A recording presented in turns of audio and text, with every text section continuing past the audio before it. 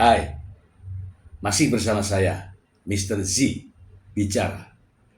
Tentu saja bicara tentang kebenaran, berdasarkan fakta, data, dan realita.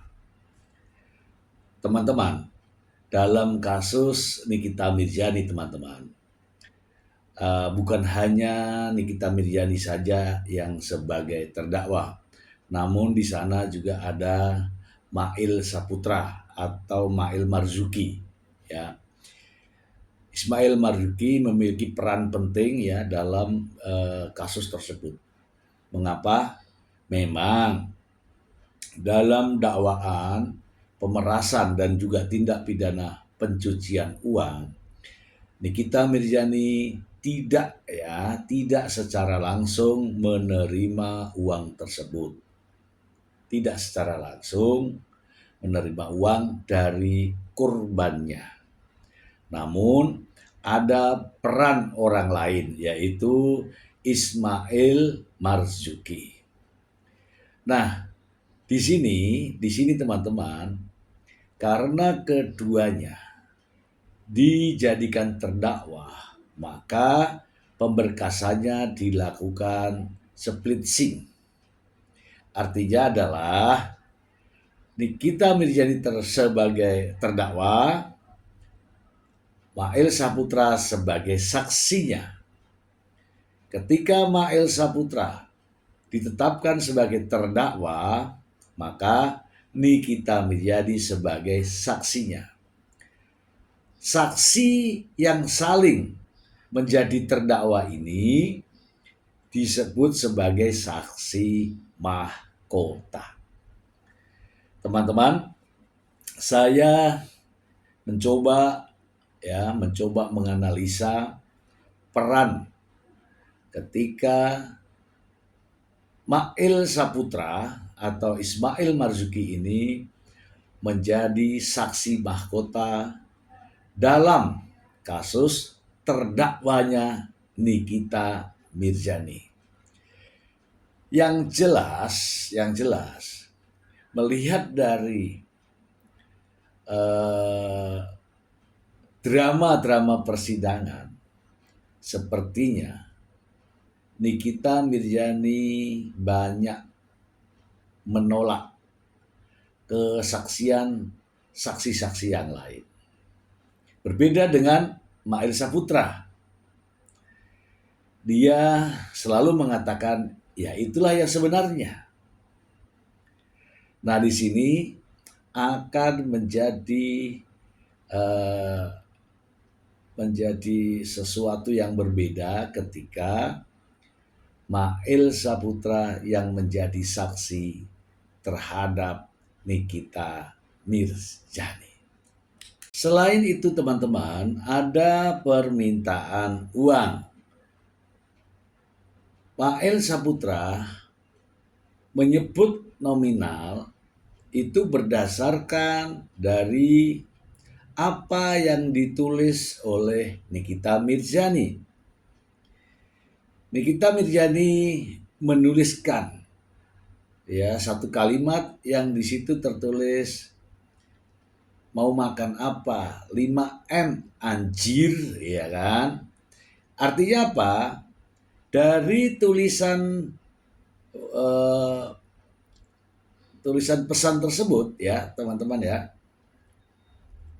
Mail Saputra memaknai bahwa angka yang diminta nominalnya adalah 5 miliar dan itu ada dalam dakwaan. Selain itu teman-teman, ada kalimat sekarang, ya, transfer sekarang. Itu juga munculnya kalimat itu juga dari Nikita Mirzani. Kemudian kirim ke nomor rekening BCA milik PT Bumi Parama Wisesa. Nomor rekening PT Bumi Parama Wisesa itu juga diberikan oleh Nikita Mirzani kepada Mail. Sehingga Mail Saputra mengirimkan ke Reza Gladys nomor rekening tersebut dan diminta menuliskan not Nikita Mirzani. Itu semua adalah dari Nikita Mirzani. Teman-teman, itulah fakta-fakta persidangan. Kesaksian Mail Saputra menjadi penting dalam kasus terdakwa Nikita Mirzani. Mengapa? Karena ada peran penting Nikita Mirzani memberikan perintah atau memberikan mandat kepada Mail Saputra dalam rangkaian kejadian tersebut. Misalnya, dalam dakwaan jaksa jelas adanya arahan dari Nikita Mirzani ketika Mail Saputra mengatakan harus bicara apa, ditulis dong. Semua tulisan chat dari Nikita Mirzani itu juga dilakukan oleh Mail Saputra terhadap Dr. Reza Gladys sebagai korbannya. Salah satu kalimat adalah bisa hancur kredibilitas Dr. Reza. Saya jamin. Itu perkataan dari tulisan Nikita Mirzani yang dikirimkan kepada Mail, lalu Mail mengirimkan perkataan tersebut kepada Dr. Reza Gladys. Itu baru salah satu contoh peran daripada Nikita Mirzani. Nah, teman-teman, adanya saksi mahkota ini tujuannya adalah untuk mengukur sejauh mana kejujuran di antara keduanya, di mana keduanya juga dalam posisi terdakwa, namun kesesuaian dari kesaksian inilah yang akan menjadi tolak ukur siapa yang jujur dan siapa yang tidak jujur.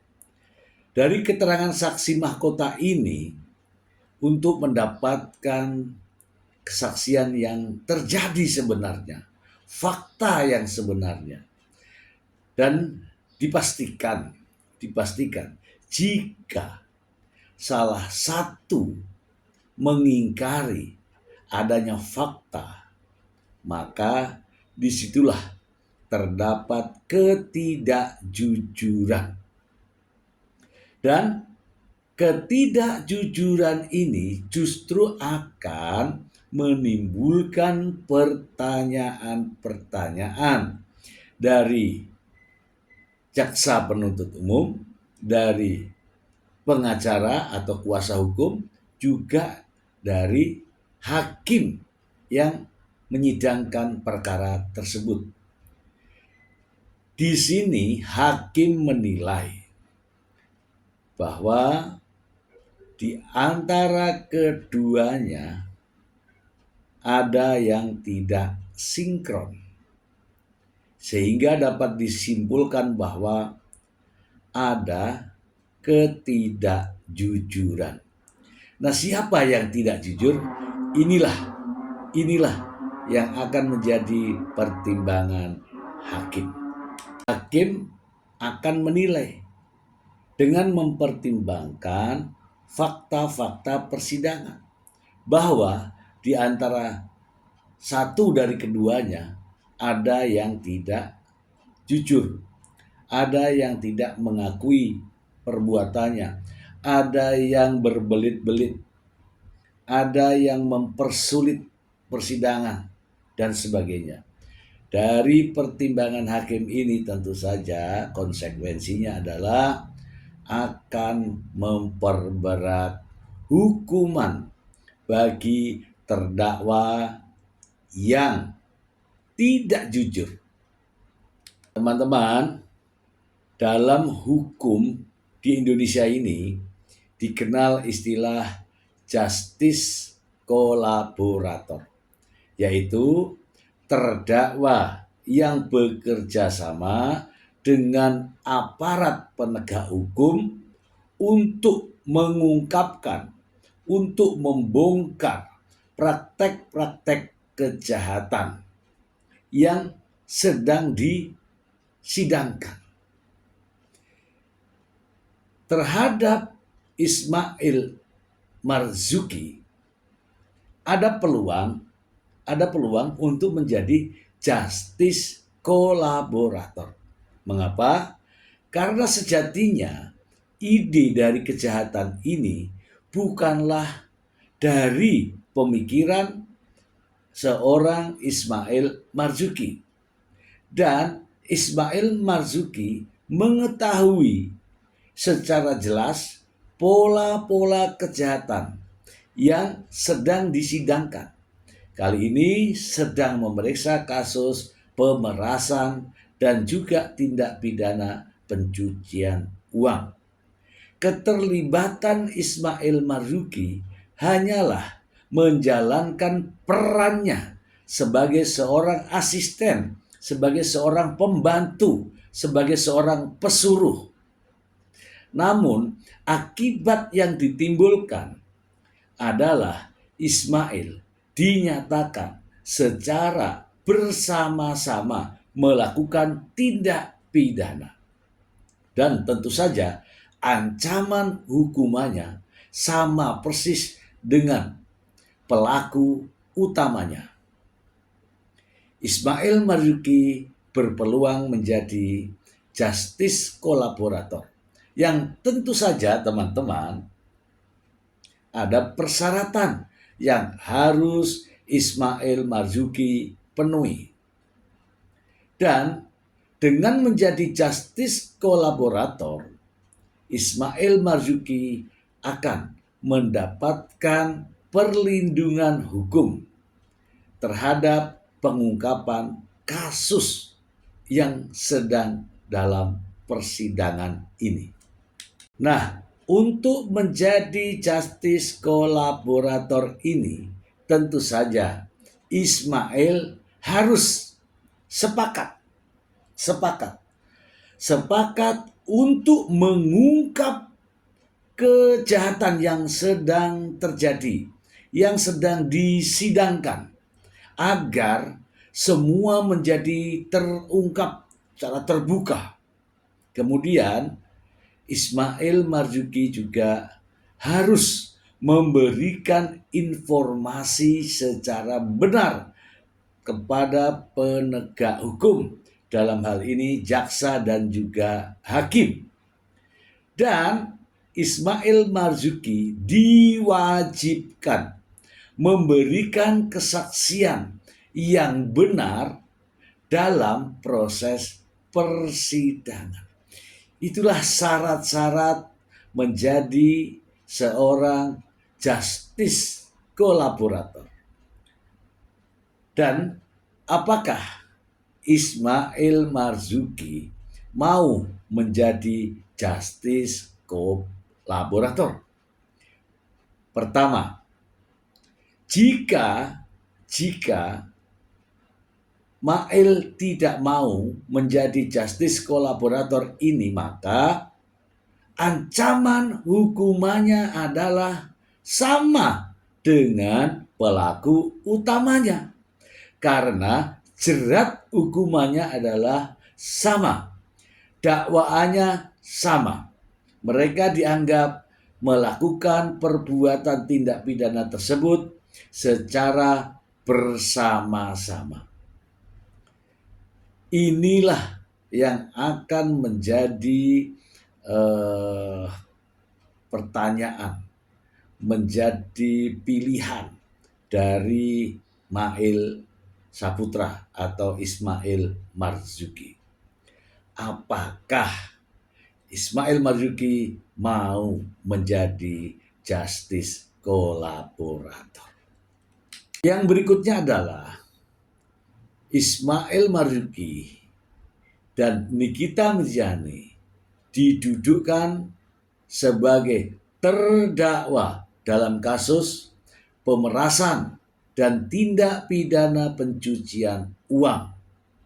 Namun, kita sudah melihat di beberapa kali persidangan bahwa Fahmi Bahmid posisinya sekarang sebagai kuasa hukum dari Nikita Mirzani, juga sebagai kuasa hukum Fahmi Bahmid.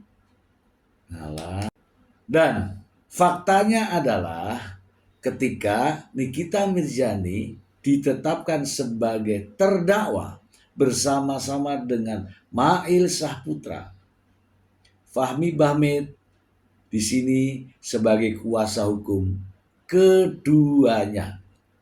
Kuasa hukum Nikita Mirzani juga sebagai kuasa hukum Mail Saputra.